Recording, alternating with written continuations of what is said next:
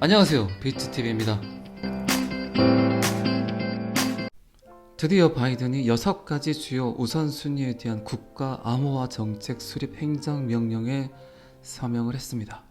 미국은 빠르게 성장하는 이 분야에서 그들의 권위를 내세워야 된다. 그들이 이 모든 권한을 가지고 가야 된다. 아주 그냥 어떻게 보면 좀 거만한 멘트긴 하죠. 왜 미국이 이걸 감독하고 관리하고 해야 됩니까? 저는 아직도 의문입니다. 그런데 더 이상 지체가 되면 기축통화국인 미국이 아무런 권한을 갖지 못할 수도 있기 때문에 발빠르게 대처를 하는 게 맞죠. 지금 타이밍도 약간 늦었고, 그러나 미국이 규제를 한다 그래서 이 블록체인, 비트코인 암호화폐가 작동을 하지 않냐, 그것도 아니고, 비트코인은 여러분들도 잘 알고 계시겠지만 어느 한 국가에서 규제하고 억압하고 통제한다 그래서 그 시스템이 멈추질 않습니다. 미국이 원하는 건 그거겠죠. 시장 형성이 이렇게 됐으니까 기축통화국인 미국이 먼저 이 시장을 쟁취하기 위해서는 그들이 빨리 뭔가 규율을 만들어야 되겠죠. 그 타이밍이 딱 지금이라는 겁니다. 이런 날이 옵니다. 이런 날이 올 줄 몰랐습니다. 그냥 저는 비트코인 암호화폐가 사라질 줄로만 알았습니다. 굉장히 위험한 도박을 했었습니다. 그런데 버티고 견디고 인내하고 요거도 먹고 손가락질 받더라도 꾸준하게 저점에 매수를 했던 결과가, 그 믿음이 그래도 이런 날이 오네요. 비트코인의 B자만 꺼내도, 암호화폐의 암자만 꺼내도 빚지는 거 아니냐, 암 걸리는 거 아니냐, 이런 아주 비아냥거리는 소리를 다 듣고 지금까지 버티니까 이제 이들이 암호화폐를 받아들이고 블록체인 기술을 인정하고 있습니다. 디지털 자산과 기본 기술에 대한 위험, 디지털 자산이란 게 너무 쉽게 만들어지고 또 기본적인 기술 안에는 탈중앙화라는 게 깔려있기 때문에 어쩌면 중앙 주권적인 정부 입장에서 봤을 땐 굉장히 위험 요소죠. 그러니까 이런 위험 요소들을 해결을 하고 정말 잠재적인 그 안에서 옥석 같은 기술들을 빼내서 활용하기 위한 최초의 범정부적 접근 방식을 이제 시도하려고 한다. 인정하겠다. 이 말이죠. 자, 여기서부터는 구독자분들에게만 노출이 되는 영상입니다. 농담입니다. 누구나 다 볼 수 있습니다. 그래도 이왕 보시는 거 구독, 좋아요 좀 누르시고 봐주시면 고맙겠습니다. 이 명령은 6가지 주요 우선순위에 걸쳐 디지털 자산에 대한 국가 정책을 제시를 한다. 첫 번째 우선순위는 항상 외쳐왔듯이 미국 소비자와 투자자 및 기업을 보호하는 것이다. 아주 좋습니다. 취지는 저도 100% 인정. 이래야 됩니다.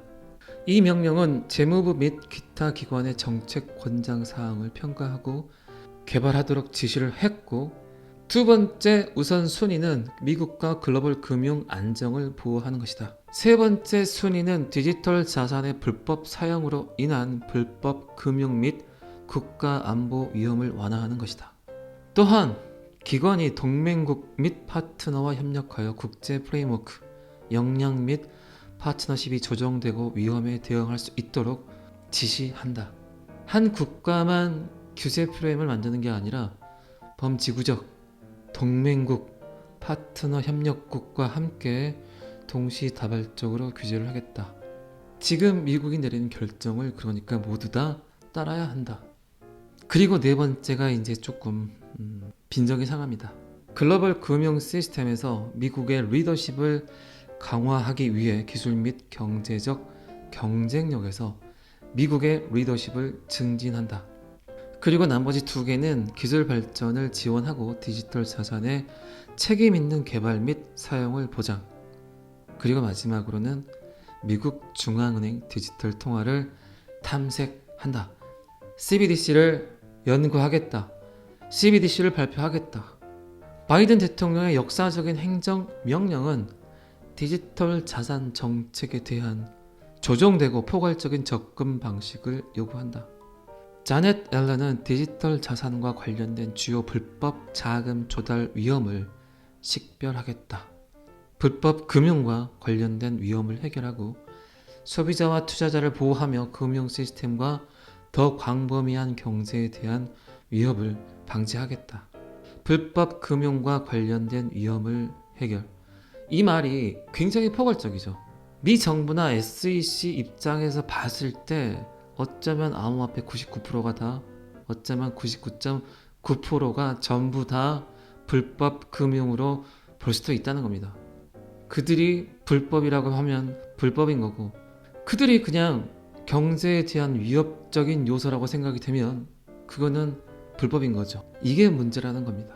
기본적인 틀을 두고 암호화폐를 보겠다는 게 아니라 일방적인, 그들의 입장에서 포괄적인 규제 프레임이 없이 마구잡이식으로, 어쩌면 너무나 처절하게, 악랄하게 그들이 원하고 그들이 필요한 것들만 취하겠다는 얘기죠. 자, 이쯤에서 여러분들이 생각나는 어떤 시스템이 있지 않습니까? 포괄적인 틀이 없이 어떻게 규제를 할까요? 그 규제의 기준이 뭐가 될까요? 왜 SEC와 리플 소송이 걸려 있을까요? XRP가 SEC 소송에서 승리를 하게 되고 합의를 하게 된다면 결국 이 모든 틀은 결국 리플이 될 겁니다. 리플을 보고 그들은 규제 프레임을 정하겠죠. 그래서 SEC와 리플 소송이 그만큼 중요하다는 겁니다. 그렇게 되면 전 세계에 있는 모든 암호화폐 블록체인이 리플의 틀에 따르겠죠. 아, 리플은 이런 시스템을 갖고 있는 암호화폐구나. 그러면 우리가 규제 프레임에서 벗어나기 위해서는 리플만 보고 리플 틀에 따르면 되겠죠. 그래서 제가 영상에서 여러 번 이야기 드렸지만 이제 비트코인 흡공이 아닌 리플 흡공이 나타날 수도 있다는 겁니다. 미 정부는 결국 리플이란 암호화폐의 그 명확성을 쥐어주고 전 세계 모든 암호화폐를 그 틀에 맞출 겁니다. 리플과 같다면 통과, 리플과 다르다면 통과되지 않는 그냥 불법적인 암호화폐로 취급을 할 거란 말이죠. 잘 아시겠지만 리플은 중앙 집권적인 암호화폐입니다. 전 세계 모든 암호화폐와 차이점이 분명하게 있죠.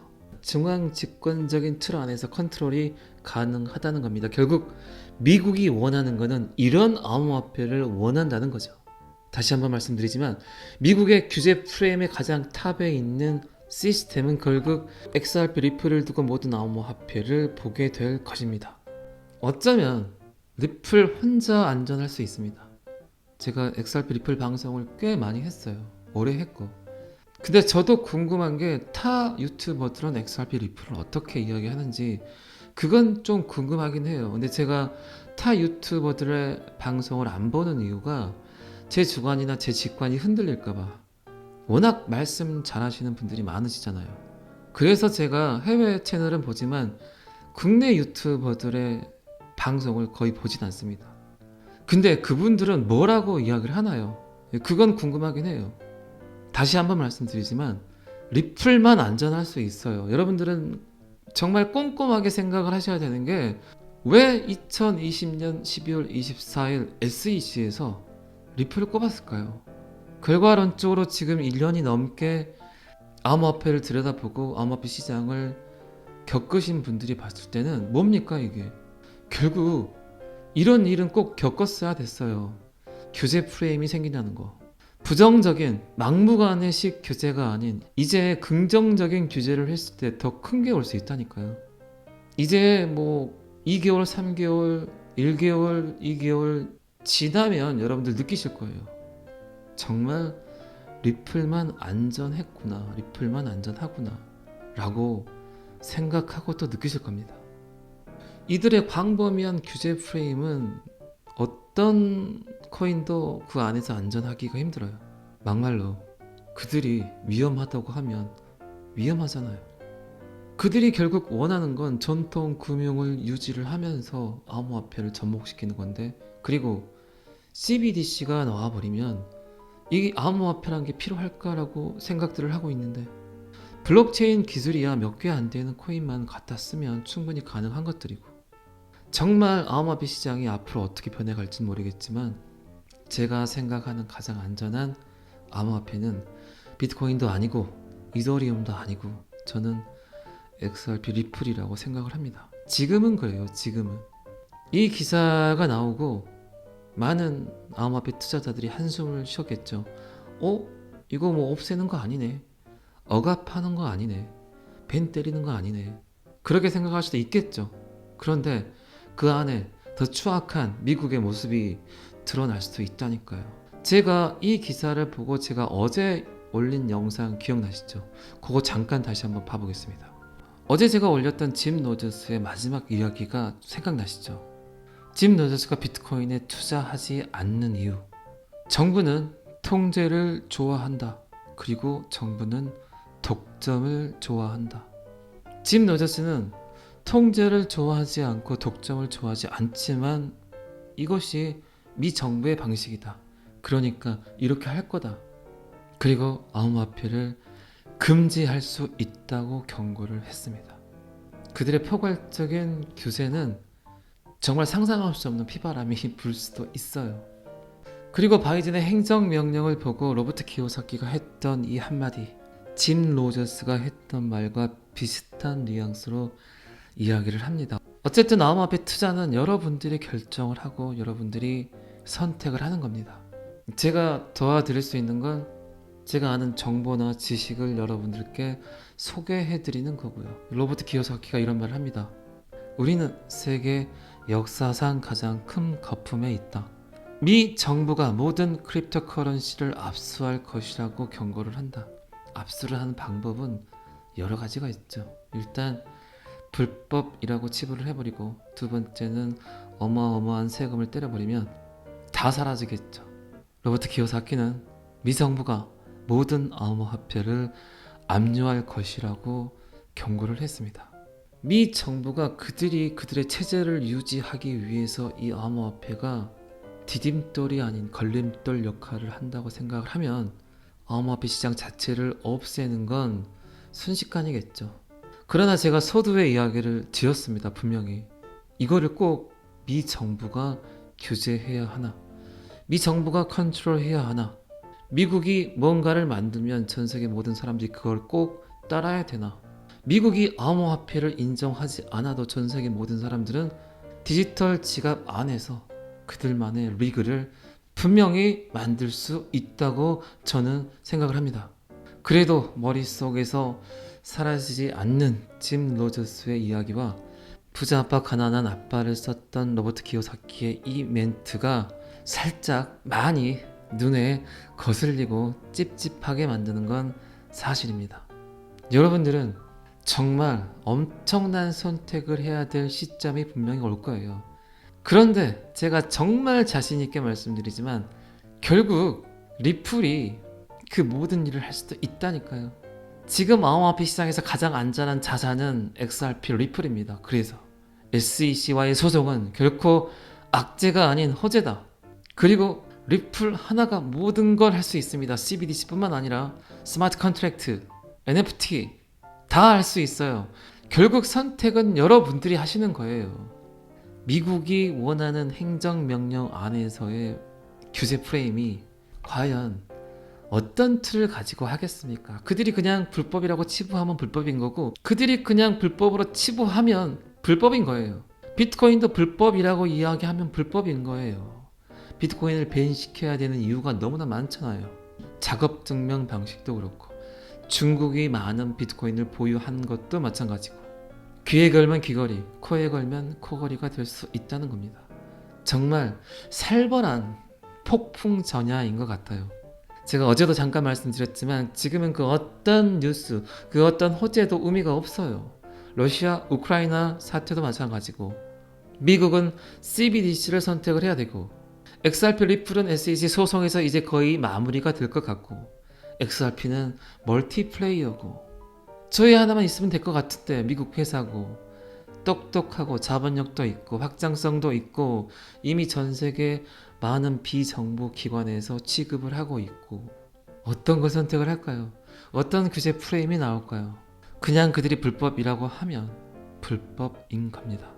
무슨 금요일이 이렇게 빨리빨리 오나요? 오늘만 잘 버티시면 또 향긋한 주말입니다. 오늘도 원화채굴 열심히 하시고 오미클론도 조심하시고 운전도 조심하시기 바랍니다. 오늘은 여기까지 하겠습니다. 구독과 좋아요는 항상 저를 힘나게 합니다. 감사합니다. 비트TV였습니다.